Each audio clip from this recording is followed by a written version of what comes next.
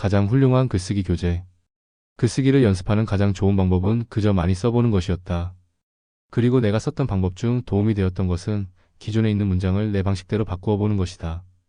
예를 들어 만리장성을 쌓는 법은 먼저 돌을 하나 올려놓는 것이다 라는 문장이 있다면 효도하는 방식은 지금 당장 전화라도 한 통 먼저 하는 것이다 라고 응용해보는 식이다.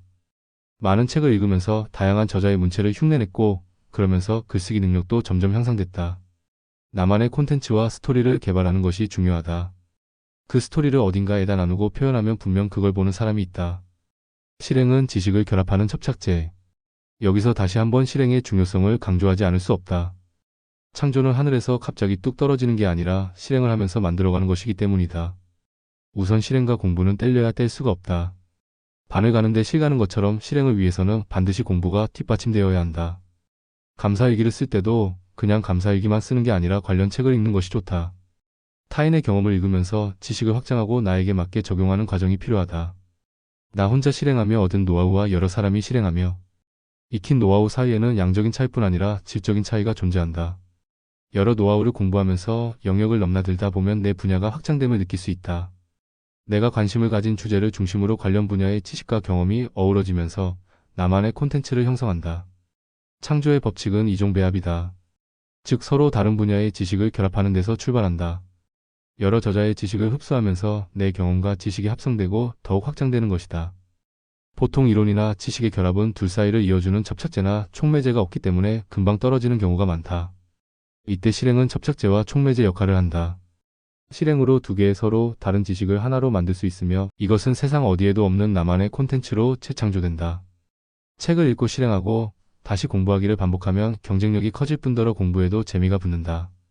이렇게 나만의 콘텐츠를 재창조해서 차별화된 나만의 강점을 만들 수 있다. 나의 성장을 콘텐츠화하라.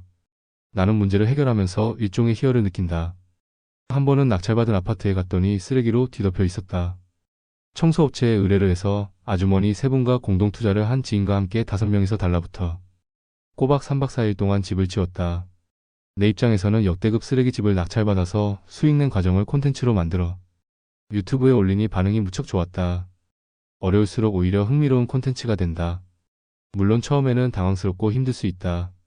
그러나 한두 번 반복하다 보면 노하우가 쌓이고 협상력이 높아지고 흐름이나 절차를 알기 때문에 더 이상 스트레스를 불러일으키지 않는다. 집을 한 번 지으면 10년은 늙는다는 말이 있다. 그런데 포기하지 않고 계속 집을 짓는 사람은 뭐라고 하는지 아는가? 두 번째, 세 번째부터는 5년, 3년씩 젊어진다고 한다. 처음에는 시행착오가 많아서 스트레스 받고 미치겠다는 생각이 들지만 여러 번 하다 보니까 실수가 줄고 심지어 재미있어진다. 5가지 스노볼 성공 법칙.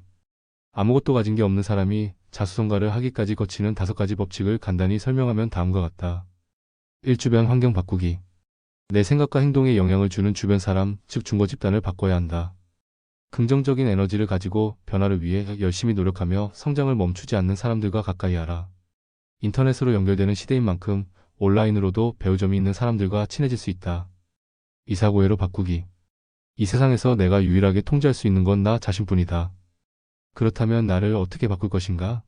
우선 자신이 어떤 사람인지, 어떤 인생을 살고 싶은지 생각해야 한다. 어떻게 하면 성공할 수 있을지 고민하는 사람은 많지만 정작 자기 자신에 대해 고민하는 사람은 드물다. 하지만 먼저 자신을 알아야 어떻게 살고 싶은지가 나오고 그래야 앞으로 뭘 할지가 나온다. 먼저 머릿속을 바꾸기 위해 책을 읽고 공부하라. 생각이 바뀌면 몸을 움직이기 쉬워진다. 그런 다음 목표를 세우고 그에 따라 계획을 세워 실행해야 한다. 삼성공의 점 찍기. 작은 행동부터 시작하라. 갑자기 에베레스트 산에 도전할 순 없는 법이다. 매일 아침 일어나면 주변을 정돈하고 산책하라. 몸이 가벼워지면 책에서 본 것을 실행해보라. 그렇게 점점 더 많은 일을 실행해 가야 한다. 5년 후, 10년 후를 내다보기는 쉽지 않다. 지금 상황에서 내가 할 수 있는 경험을 최대한 해보라. 그 경험들로 찍은 점 이후에 멋진 그림으로 재탄생할 것이다. 사형 양력 키우기.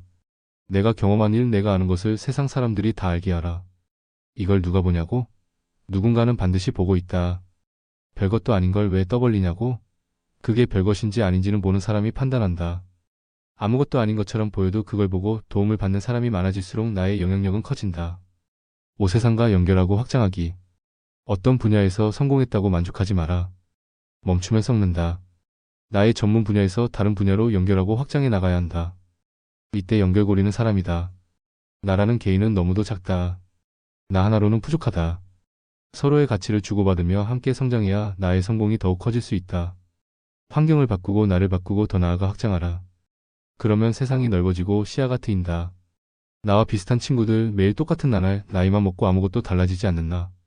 정체되고 꽉 막혔던 내 세계가 마치 빅뱅처럼 폭발하는 경험을 꼭 해보길 바란다. 톡서로 환경 바꾸기 3단계. 1책으로 기본 지식을 쌓는다. 2 전문가를 만난다. 3 목표를 정하고 실행한다. 바로 이런 방식으로 빈털터리였던 내가 자산을 쌓을 수 있었다. 부동산의 중요성을 느꼈을 때도 나는 서점으로 달려갔다. 내 주변에는 부동산에 관해 조언을 해줄 사람이 전혀 없었기 때문이다. 시간만 나면 서점에 죽치고 앉아 부동산 관련 서적으로 손에 잡히는 대로 읽었다.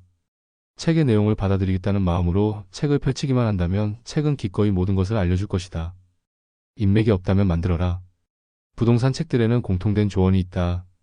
부동산을 알려면 무조건 발품을 팔아야 한다는 것이다. 책에서 읽은 것과 현장에서 보는 것 사이에는 괴리가 있을 수 있다. 그렇다고 아무것도 모르는 상태에서 현장에 가봤자 아는 만큼만 보인다. 그러니 책을 기초 지식을 쌓은 다음 현장에 가는 것이 좋다. 부동산과 관련된 사람은 누구일까? 바로 공인중개사다. 나는 돈이 없을 때도 집을 보고 공인중개사들과 대화를 나누면서 살아있는 정보를 얻었다. 공인중개사만 찾아간 게 아니었다.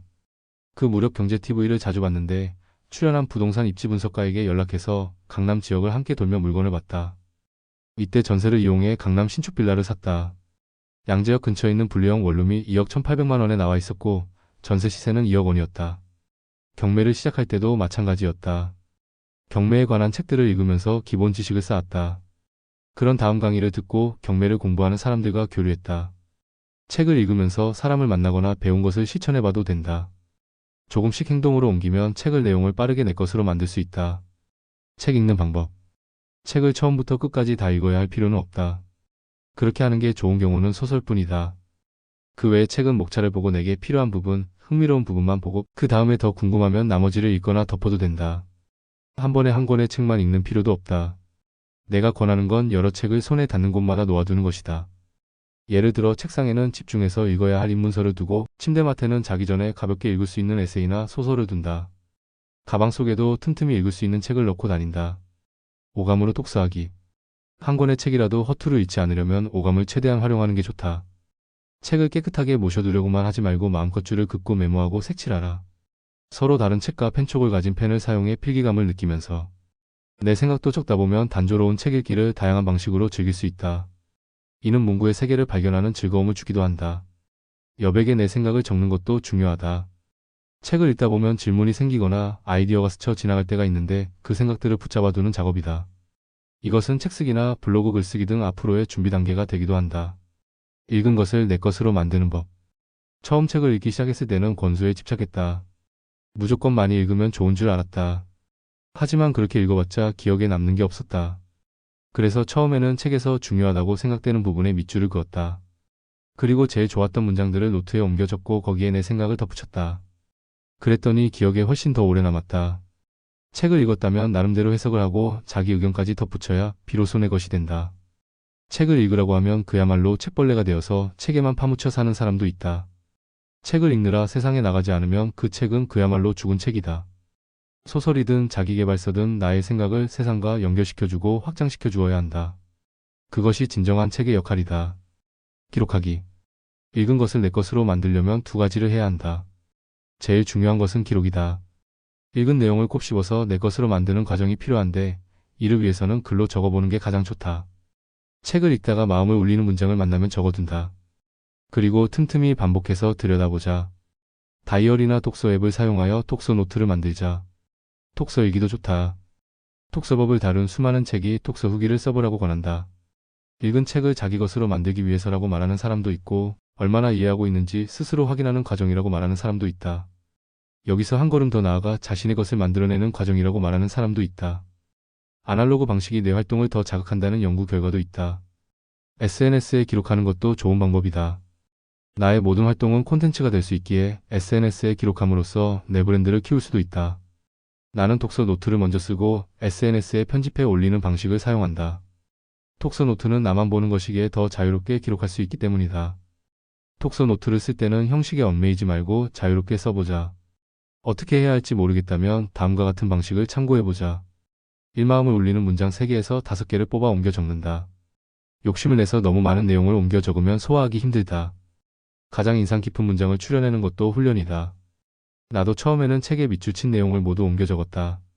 하나라도 놓치기 싫어서 깨알 같은 글씨로 죄다 적은 것이다. 그러나 이런 식으로 적다 보면 지치기만 하고 어차피 다 기억하지도 못한다. 그러므로 5개 정도만 선별해 적겠다고 생각하는 게 좋다. 이각 문장 옆에 내 생각이나 느낌을 적는다. 책 속 내용은 내 내면을 거쳐야 내 것이 된다. 나의 생각과 경험의 필터를 거쳐 무엇을 느꼈고 그걸 바탕으로 어떻게 행동하고 싶은지 적어보자. 3위 미치도 기록한다. 나는 책의 표지를 프린트해서 붙여놓기도 했다. 때로는 신문이나 잡지 등 다양한 매체에 나온 좋은 글들도 출력해서 붙여놓는다. 이것은 나만의 지식백과사전을 만드는 작업이다. 여기에도 역시 내 생각을 적어놓는다. 이렇게 기록해 두면 필요할 때마다 언제든지 다시 꺼내볼 수 있다. 절대 잊어버리지 않는 나만의 지식 창고가 생긴다. 기록한 것 외우기. 나는 이렇게 적어둔 문장들을 외우려고 노력했다. 하지만 전부 다 외우기란 불가능하니 한 책에서 핵심 문장 1~2개만이라도 확실히 외우려고 했었다. 나는 말을 너무 못해서 어떻게 하면 말을 잘할 수 있을지 고민하고 연습했다. 책만 많이 읽는다고 말을 잘하는 건 아니다. 말을 많이 해봐야 한다. 그래서 좋은 문장들을 외우고 어느 상황에서 이 말들을 인용하면 좋을지 상상하면서 소리 내어 말하는 연습을 했다. 집에 들어갈 때 한 정거장 전에 내려서 메모해 놓은 좋은 문장들을 중얼중얼 읊어보기도 했다. 저녁에 집에서 아내를 앞에 두고 물 흐르듯 자연스럽게 말할 수 있을 때까지 설명하기도 했다. 윌리엄 글래서의 학습 피라미드 이론에 따르면 인간은 능동적으로 학습할수록 더 잘 기억할 수 있다. 읽기, 듣기와 같은 수동적 학습법으로는 50% 이하의 낮은 기억률을 보이지만 토론하기, 경험하기 같은 능동적 학습법을 활용하면 훨씬 더 잘 기억한다. 능동적 학습법 중에 최고는 다른 사람을 가르치기로 이 방법을 사용하면 기억률이 95%에 이른다. 누군가에게 알려준다고 상상하면서 혼자 중얼중얼 말해보는 것도 도움이 된다. 이렇게 한 덕분에 나 역시 상황과 때에 맞는 명언이나 문장을 찾아보지 않고도 말할 수 있었다. 강의할 때 많은 도움이 되었음은 물론이고 반복해서 기억한 만큼 내 안에 깊숙이 자리 잡았다. 이런 방법은 나의 태도와 생각에도 긍정적인 영향을 주었다.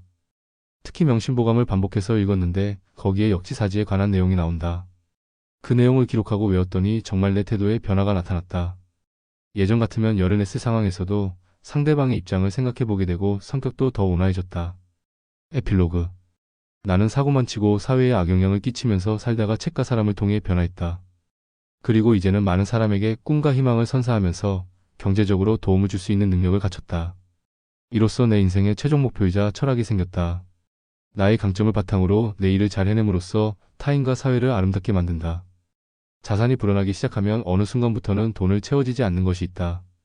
그 텅 빈 자리는 나눔으로 채워진다. 불과 몇 년 전만 해도 죽지 못해 살던 사람이 나라는 게 믿기지 않는다. 좋은 운을 타고나지 못한 내가 바꿀 수 있는 건 없다고 생각했다. 무력감에 빠졌고 현실을 회피했다. 내가 아무것도 하지 못했던 건 내가 바꿀 수 없는 것만 바꾸려고 했기 때문이다. 하지만 나를 바꾸고 주변을 바꾸기 시작하자 어느 순간 내 세상이 바뀌기 시작했다. 그리고 그 변화의 속도도 갈수록 빨라졌다. 나는 이제 내가 바꿀 수 있는 게 생각보다 많다는 걸 안다. 문제는 질에 겁을 먹고 시도조차 하지 않거나 한 번에 너무 많이 바꾸려고 하는 것이다. 하지만 내 하루를 바꾸는 건 비교적 쉽다. 그런 하루하루가 쌓여 내가 변하고 인생이 변한다. 과거는 이미 지나갔고 미래는 아직 오지 않았다. 우리가 최선을 다해야 하는 순간은 바로 지금이다. 천사불여이행 1000번 생각하는 것보다 한 번 행동하는 것이 더 중요하다.